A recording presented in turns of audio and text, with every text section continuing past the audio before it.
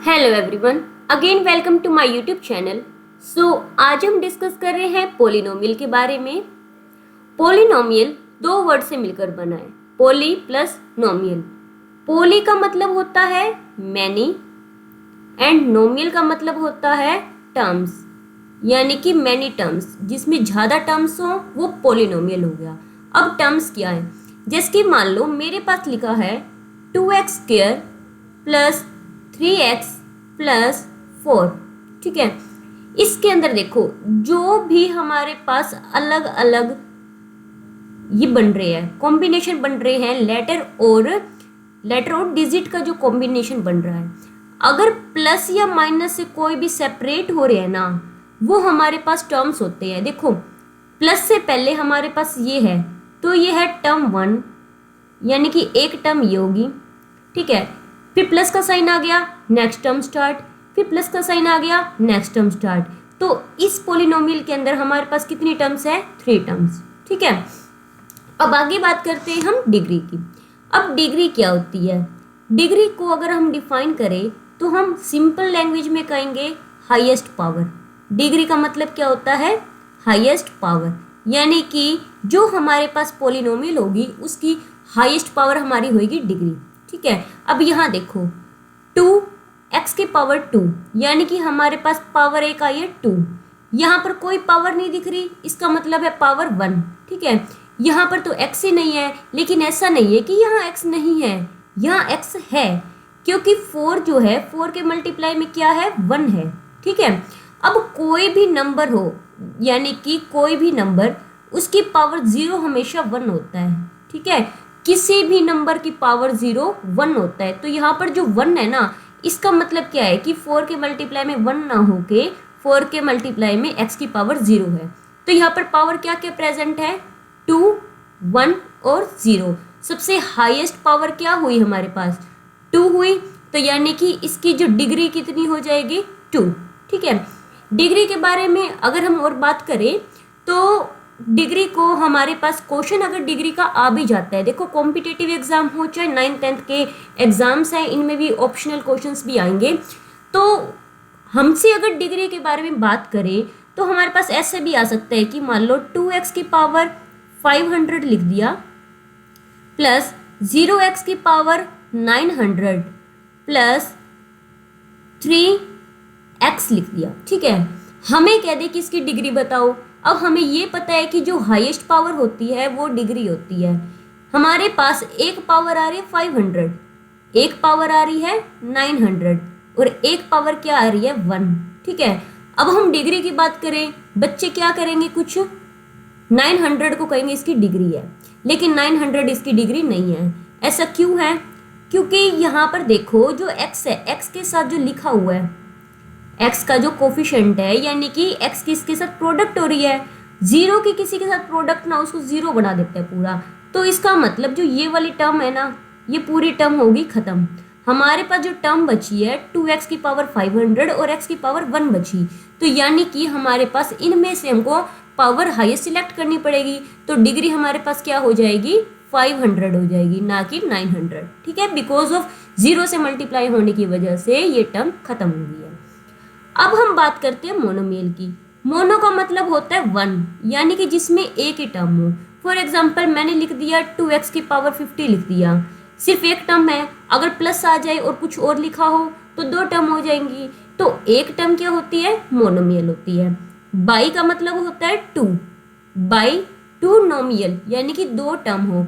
2 term हो मतलब अगर x की पावर 50 के साथ मैंने 3 और ऐड कर दिया, यानी कि एक टर्म ये और एक टर्म ये, 2 टर्म हुई। 2 टर्म होने का मतलब बाइनोमियल हुई। ठीक है, अब पोलिनोमियल के अंदर जो नोट करने की बात होती है, power should be whole number. Polynomial की पावर होल नंबर होनी चाहिए, यानी कि जो हम पावर देख रहे हैं ना, अगर पावर 0, 1, 2, 3 अप टू सोन, अगर ये इसकी पावर है तो ही ये पोलिनोमियल होगी, अदरवाइज ये पोलिनोमियल नहीं होगी। फॉर एग्जाम्पल अगर पावर मिल जाती है 1/2, ठीक है, अगर पावर मिल जाती है अंडर रूट में कुछ भी, अगर हमारे पास पावर मिल जाती है नेगेटिव, -2 हो गया, -3 हो गया, तो इस तरह के अगर हमारे पास पावर मिल रही है तो वो पोलिनोमियल नहीं होगी। ठीक है, एग्जाम्पल ले लेते हैं हम कुछ। मैं आपको 4 एग्जाम्पल इसमें लिख के बताऊंगी और आपको चूज करना होगा कि कौन सी पोलिनोमियल है कौन सी नहीं। ठीक है, मैंने लिखा x square plus x square plus 1/x, x square plus √x and x square plus x की पावर 3/2।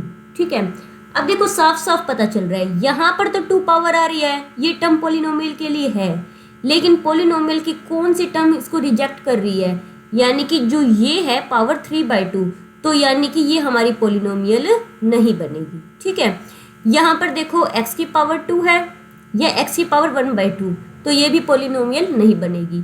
यहाँ देखो x की पावर 2 यह x की पावर 1 है, लेकिन ध्यान दो जैसे कि ये 1/x है, 1/x का मतलब क्या है कि x की पावर अगर हम इसको ऊपर ले जाए, या नीचे पावर 1 है ऊपर जाके पावर -1 हो जाएगी, तो हमारे पास क्या बन जाएगा, इसकी जगह एक्स स्क्वायर प्लस में x की पावर -1 हुई, तो नेगेटिव पावर आ गई, तो ये भी पोलिनोमियल नहीं है। यहाँ पर x की पावर 2 और x की पावर 1 आ रहा है, तो ये पोलिनोमियल है। ठीक है, तो अब हम इस तरह से क्या चेक कर सकते हैं कि कौन सी पोलिनोमियल है और कौन सी नहीं है। ठीक है, आगे बढ़ते हैं। पोलिनोमियल ऑफ वन वेरिएबल, देखो पोलिनोमियल ऑफ वन वेरिएबल को हम ऐसे डिफाइन करेंगे, p ऑफ x, p का मतलब पोलिनोमियल, ब्रैकेट का मतलब ऑफ, x मतलब वेरिएबल, यानी कि x हमारे पास वेरिएबल है।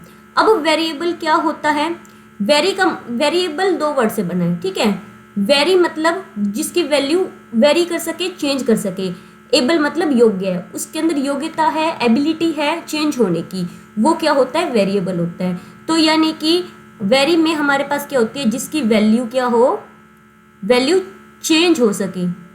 ठीक है, अलग अलग वैल्यू चेंज होने का मतलब हम x की कोई वैल्यू रखें उसका आंसर कुछ हो रहा है, कोई और वैल्यू रखने पर पूरा आंसर अलग हो जाए, वो होता है वेरिएबल।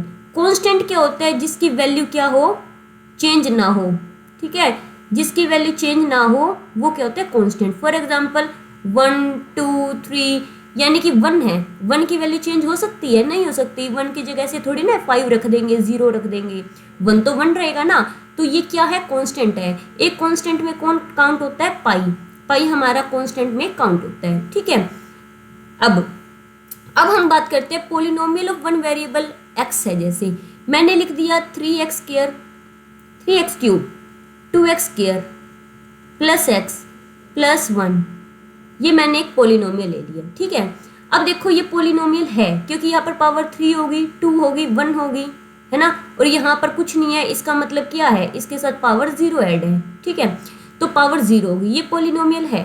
दूसरी बात, इसके अंदर वेरिएबल मतलब एक तो उसका वैल्यू हमें पता भी नहीं है और अलग अलग वैल्यू पुट करने पे अलग अलग आंसर रिटर्न करें। अब यहाँ पर है x, सिर्फ x है, ऐसा है इसके अंदर जिसकी वैल्यू नहीं पता, x के अलावा कोई और नहीं है, तो हमारे पास क्या हो गया, वेरिएबल x हो गया। अब देखो अगर मैं p में x की जगह 1 पुट करती हूँ तो 3 1 की क्यूब प्लस 2 1 का स्क्वायर प्लस 1 1 की पावर 1 हो गया प्लस में 1। ठीक है, तो यहाँ पर अगर इसे सॉल्व करूँ क्या आएगा, 3 + 2 + 1 + 1, 3 2 5 और 2 7, तो यानी कि आंसर 7 आया। अगर मैं यहाँ पर 2 पुट कर दूँ x की जगह तो आंसर कोई और आएगा, 3 पुट कर दूँ तो कोई और आएगा, यानी कि जैसे जैसे आंसर x की जगह अलग अलग वैल्यू पुट करूँगी आंसर अलग अलग आएगा। इसका मतलब x अलग अलग वैल्यू ले रहा है तो x क्या हो गया, वेरिएबल हो गया। ठीक है, अब बात करते हैं कोफिशिएंट ऑफ एक्स क्यूब। अब कोफिशिएंट का मतलब क्या है, कोफिशिएंट कौन होता है, जो उसका साथ निभाता है, जो उसके साथ बैठा रहता है, हर उसके खुशी हर एक गम में जो उसके साथ बैठा रहे वो उसका कोफिशिएंट है। ठीक है, तो देखो एक्स क्यूब कहाँ है, यहाँ है, उसके खुशी गम में कौन बैठा है साथ, 3 बैठा है। ठीक है, एक्स क्यूब के साथ कौन बैठा है, 3, तो एक्स क्यूब का कोफिशिएंट क्या हो गया, 3। एक्स स्क्वायर का कोफिशिएंट कौन है, 2, तो एक्स स्क्वायर का कोफिशिएंट लिख दिया 2। यहाँ एक्स की पावर 1, इसके साथ कोई नहीं बैठा है, दिखता नहीं है, ये मिस्टर इंडिया 1 एक मिस्टर इंडिया है जो बैठा है, दिखता नहीं है, तो ये क्या है, x1 का कोफिशिएंट 1, x की पावर 0, वैसे पावर 0 ये रही, वैसे 1 था, हमें पता था 1 अकेला नहीं है, उसके साथ कोई ना कोई है, तो इसका कोफिशिएंट क्या हो गया 1। ठीक है, तो ये हमारे कैसे चेक कर सकते हैं हम किसका क्या कोफिशिएंट है। अब हम बात करेंगे लीनियर इक्वेशन इन 2 वेरिएबल के बारे में। ऑब्वियस है 2 वेरिएबल की बात हो रही है, तो अकेला x तो आने से रहा, x के साथ कौन मिल सकता है, कोई और। ठीक है, देखो एक ये है x और एक y, यानी कि 2 वेरिएबल क्या है x और y। अब हम बात कर रहे हैं लीनियर इक्वेशन के बारे में। लीनियर का मतलब क्या होता है, हम इसके बारे में भी डिस्कस कर लेते हैं, बिकॉज ऑफ अगर हम डिस्कस कर रहे हैं तो अधूरी जानकारी भी क्यों रखें। तो सबसे पहले लीनियर का मतलब क्या है, देखो हमें यूँ पता है कि डिग्री हाईएस्ट पावर होती है। ठीक है, डिग्री क्या होती है, हाईएस्ट पावर। अगर हमारे पास डिग्री हुई 1 तो इक्वेशन बन जाती है लीनियर।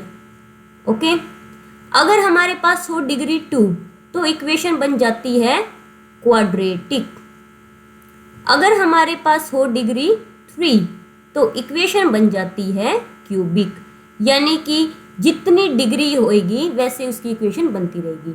अब यहाँ देखो x वेरिएबल है, क्योंकि डिग्री किसकी देखते हैं, वेरिएबल की देखते हैं ना, तो x वेरिएबल की डिग्री यानी कि पावर 1, हाईएस्ट पावर 1, y की भी 1, यानी कि 1 हमारी क्या हाईएस्ट पावर है, तो ये हमारे पास क्या होगी, लीनियर इक्वेशन होगी। ठीक है, अब देखो यहाँ पर हमने चेक करने हैं इनके सॉल्यूशन। ठीक है, सॉल्यूशन का मतलब क्या है कि सॉल्यूशन एग्जिस्ट कर रहा है या नहीं कर रहा, अगर कर रहा है तो कितने सॉल्यूशन होंगे, उसका ग्राफ कैसा होगा, ये सब चीज़ें हम डिस्कस करेंगे। बिकॉज ऑफ कॉम्पिटेटिव एग्जाम भी हो उसमें भी आपको ग्राफ शो कर देंगे, कहेंगे कि कितने सॉल्यूशन है कितने नहीं है।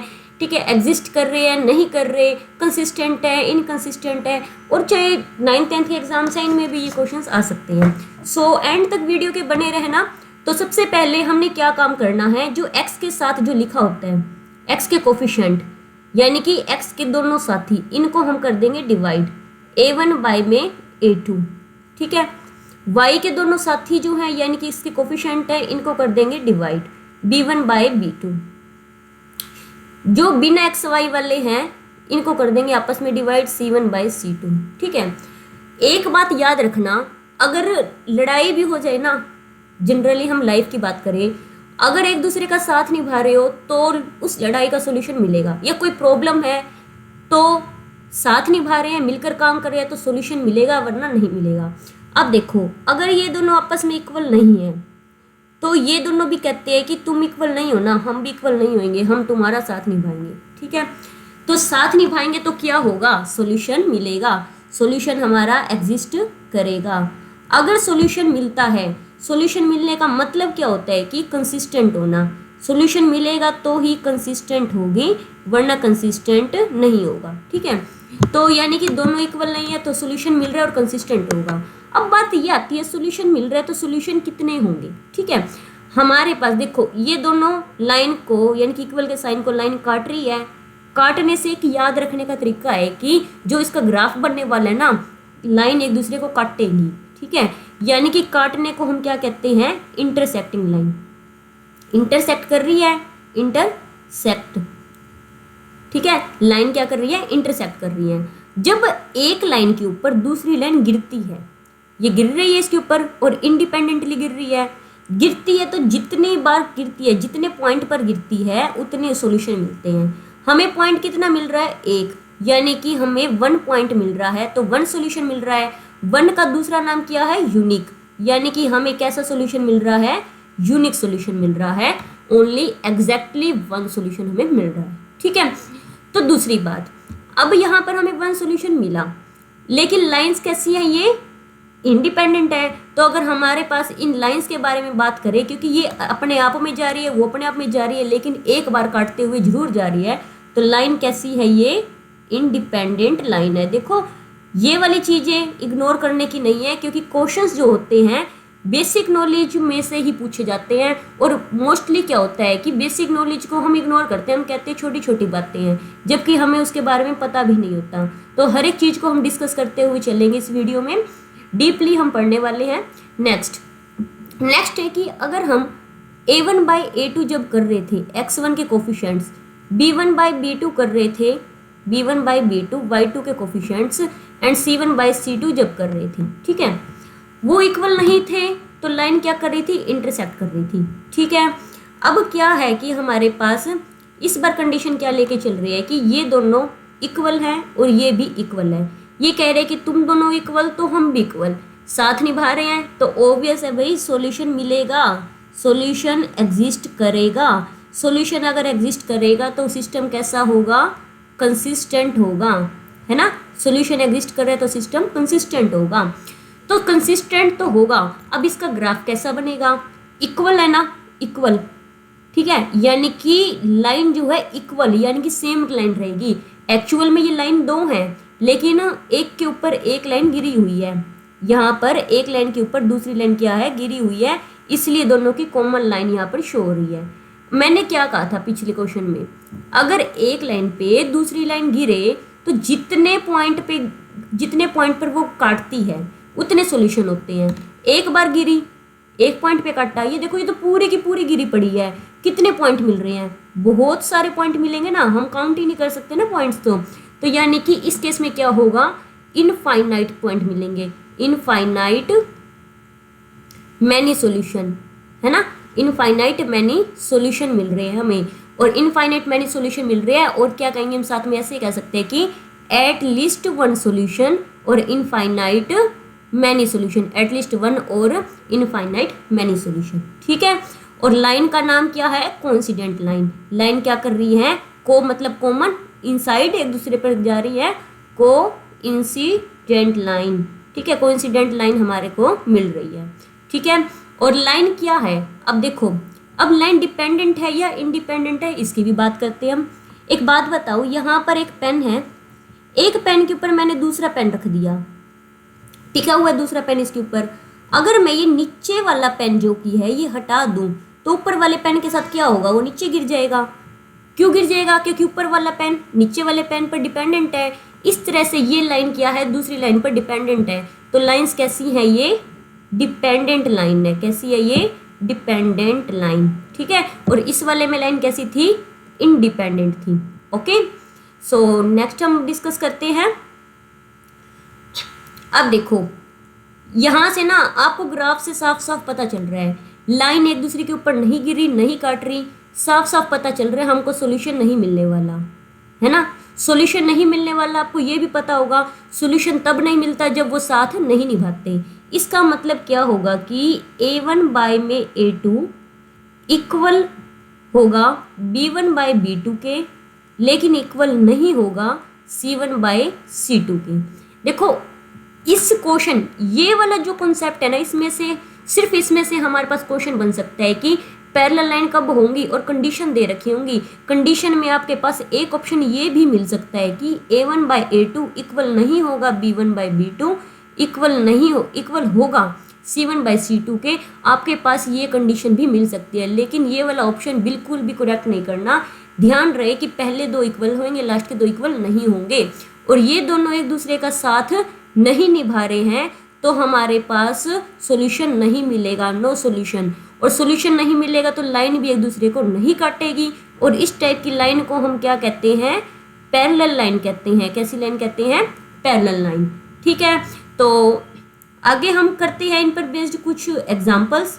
तो देखिए ये कह रहे हैं कि द इक्वेशंस हमारे पास एक ये और एक ये है, इनके बारे में हमने बताना है कि कॉमन कोई भी सॉल्यूशन नहीं होगा, या फिर एग्जैक्टली वन सॉल्यूशन होगा, टू होगा, या फिर मोर देन टू सॉल्यूशन होंगे, हमने ये बताना है।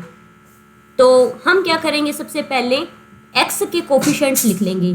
x के कोफिशिएंट क्या है, 3/12 है, और यहाँ पर y के कोफिशिएंट, ध्यान रहे साइन को साथ में लेकर जाएंगे, 4 में -16 और 5 में 20, ठीक है। तो 5/20 इसके सॉल्यूशन हमने क्या करना है, अब इसको सोल्व करना है। इसको ये जितना कटता है उतना काट दो, 3 1 3, 3 4 12, माइनस से माइनस कैंसिल, 4 1 4, 4 4 16, 5 1 5, 5 4 20। हमने चेक किया, क्या पता चला, 1/4, 1/4, 1/4। ये क्या है, आपस में ये इक्वल है। इक्वल है तो हमें क्या पता है, ये एक दूसरे का साथ निभा रहे हैं, और 7 निभा रहे हैं तो सॉल्यूशन तो मिलेगा ही मिलेगा, सॉल्यूशन बिल्कुल मिलेगा। लेकिन कैसा सॉल्यूशन मिलेगा? इनफाइनाइट मैनी सॉल्यूशन मिलेगा, हमें ये भी पता है एटलीस्ट 1 और इनफाइनाइट मैनी सॉल्यूशन मिलेंगे। अब हम ऑप्शन पे जाते हैं। ये कह रहे हैं कि नो कॉमन सॉल्यूशन, कोई भी सॉल्यूशन नहीं है। ऐसा तो नहीं है क्योंकि सॉल्यूशन तो है। अब कह रहे हैं एग्जैक्टली 1 कॉमन सॉल्यूशन, बिल्कुल नहीं, क्योंकि हम कह रहे हैं ज़्यादा है तो एग्जैक्टली कैसे हो गया? एग्जैक्टली वर्ड तो दोनों खत्म। अब कह रहे हैं मोर देन 2 कॉमन सॉल्यूशन, मोर मतलब कि ये ज़्यादा इनफाइनाइट के अंदर ही आते हैं, तो डी हमारा क्या होगा? करेक्ट ऑप्शन होगा। Okay, so next question, if a number is thrice other. देखो इस क्वेश्चन को कैसे करेंगे हम? देखो ये कह रहे कि इफ यदि, यानी कि इफ की बात आ गई, मतलब हमें नंबर तो दिया ही नहीं, अपने आप नंबर लेना पड़ेगा। 1 नंबर लेट कर लेते हैं, 1 नंबर वो x है, ठीक है। इज का मतलब क्या है? इक्वल। थ्राइस मतलब है 3 मल्टीप्लाई, ठीक है। अदर भी नहीं पता तो y लेट कर लो, तो हमारे पास क्या बन गई equation? x equal to 3y बन गई। देयर सम, यानी कि जो नंबर लेट किए हैं x और y, है ना, x और y का सम इज 16, यानी कि हमने क्या करना है? x plus y equal to 16 लिखना है। अब कह रहे फाइंड द नंबर। अब इस क्वेश्चन को आप 2 तरीकों से कर सकते हो। कैसे कर सकते हो? पहली बात तो x की वैल्यू हमें पता है, यहाँ से 3y है, इस 3y को यहाँ पर x की जगह पुट कर देंगे। 3y plus y equal to 16, 3y plus y 4y equal to 16 and y equal to क्या हो जाएगा? 16/4, और ये आ गया 4। यहाँ पर ऑप्शन में देखो y की वैल्यू प्लस का 4 सिर्फ एक में है तो ए ऑप्शन आ गया। और वैसे भी इस y को अगर यहाँ पर 4 यहाँ पर पुट करोगे तो 3 मल्टीप्लाई बाय 4 12 आएगा। x की वैल्यू 12 इसी ए ऑप्शन में है, ठीक है।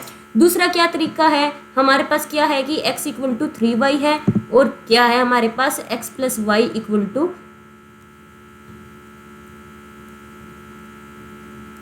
x plus y equal to हमारे पास क्या है? 16 है। ये मैंने लिख लिया इक्वल टू 16। हम क्या करेंगे? ऑप्शन उठाया और यहाँ पर पुट करके देख लिया। और कई बार क्या होता है कि जब आपको सॉल्यूशन निकालना नहीं आता ना, कि हम इसको कैसे सॉल्व करें, पजल होने की जरूरत नहीं है, ऑप्शन उठाओ, पुट कर देखो। देखो ये x की वैल्यू होगी पहली, दूसरी y की वैल्यू है। x की जगह मैंने 12 पुट किया इक्वल 3 मल्टीप्लाई, y की जगह 4 है, y की जगह 4 पुट किया, तो ये 12 इक्वल टू 3 4 12 सेटिस्फाई हो गया, ठीक है। तो यहाँ पर सिर्फ एक के अंदर नहीं देखना, कई बार क्या होता है कि एक को तो सेटिस्फाई कर रही होती है, दूसरी को नहीं कर रही होती, तो हम दूसरे में भी पुट करेंगे। x की जगह हमने पुट किया 12, y की जगह पुट किया 4, तो क्या ये 16 बन रहा है? हाँ ये 16 बन रहा है, तो यानी कि दोनों कंडीशन को ये सेटिस्फाई कर रहा है, तो ऑप्शन ए करेक्ट हो जाएगा। इसके अलावा आप बाकी के 3 ऑप्शन ट्राई करोगे तो ऐसा बिल्कुल भी नहीं होने वाला। ओके, तो इस तरह से ही हम आगे क्वेश्चन देखते हैं। नेक्स्ट क्वेश्चन है, तो नेक्स्ट क्वेश्चन है, ये क्वेश्चन कुछ अधूरा सा लिखा हुआ है या फिर कुछ टाइपिंग में मिस्टेक हो गई होगी, कुछ इरेज हो गया। तो ये क्वेश्चन जो ऐसा था कि हमारे पास एक फ्रैक्शन है p/q। देखो इसके अंदर जो ऊपर वाला होता है वो होता है न्यूमरेटर, तो इसको नम से डिनोट करेंगे, और नीचे वाला होता है डिनोमिनेटर, यानी कि इसको डेन से डिनोट कर रही हूँ मैं, ठीक है। ये कुछ क्वेश्चन ऐसे था कि अगर हम नम में यानी कि p के अंदर अगर हम 4 ऐड कर दें, वो 4 से इंक्रीज हो जाए, तो क्या में तो कुछ नहीं हुआ, ठीक है, क्या सेम का सेम रहे, तो जो फ्रैक्शन होता है, जो फ्रैक्शन है अपना p/q, वो इंक्रीज हो जाता है 2/3 से, ठीक है। p/q होगा, क्या होगा? 2/3 से इंक्रीज हो जाएगा। तो कह रहे हैं कि फाइंड करना है डेन हमें फाइंड आउट करना है। इस क्वेश्चन को हम कैसे करेंगे? p में q अलग कर देंगे, क्योंकि अगर ऐसा हो तो जो डिवाइड वाला होता है ऊपर वाले नंबर के अलग अलग आ सकता है, तो p के बाय में q अलग और 4 के डिवाइड में q अलग कर देंगे, इक्वल में पहले p/q, तो इक्वल में क्या आएगा? p/q प्लस 2/3, ठीक है। अब देखो p/q हो गया कैंसिल, क्या बच गया यहाँ अपने पास? 4/q बच गया, इक्वल में क्या बचा? 2/3 बचा। अब देखो हम 2 तरीके से कर सकते हैं, यहाँ पर ऊपर दो अगर फ्रैक्शन इक्वल हो तो ऊपर वाला ऊपर के इक्वल, नीचे वाला नीचे के इक्वल। ऊपर वाला इक्वल करने के लिए या 4 है या 2 है, तो 2 से मल्टीप्लाई 2 से डिवाइड कर सकते हैं हम, ठीक है। तो ये क्या बन गया, 4/6 बन गया। अब 4 के इक्वल है तो क्या किसके इक्वल आ जाएगा, क्या 6 के इक्वल आ जाएगा। ओके, अगर आपको ऐसे नहीं करना तो क्या कर सकते हो, 4/क्या किसके इक्वल है, 2/3 के इक्वल है। आप कर देना क्रॉस मल्टीप्लाई करोगे क्या आ जाएगा, 4 3 12, यानी कि 2 क्या इक्वल क्या आ गया 12 के, तो क्यू क्या आ जाएगा 12/2 यानी कि 6, यानी कि ऑप्शन डी हमारा करेक्ट है, ठीक है। तो इस तरह की और वीडियो देखने के लिए चैनल से जुड़े रहिएगा और अपना फीडबैक जरूर दीजिएगा कि अगर कोई भी कमी लगी हो या फिर कोई कॉन्सेप्ट समझ ना आया हो, अगर वीडियो में कोई इम्प्रूवमेंट चाहिए तो प्लीज़ वीडियो के लिए आप फीडबैक जरूर दीजिएगा ताकि आगे हम उस तरह की गलती ना करें। And like, subscribe and share जरूर करना। Thanks for watching. Subscribe Asha maths lover. Thank you everyone.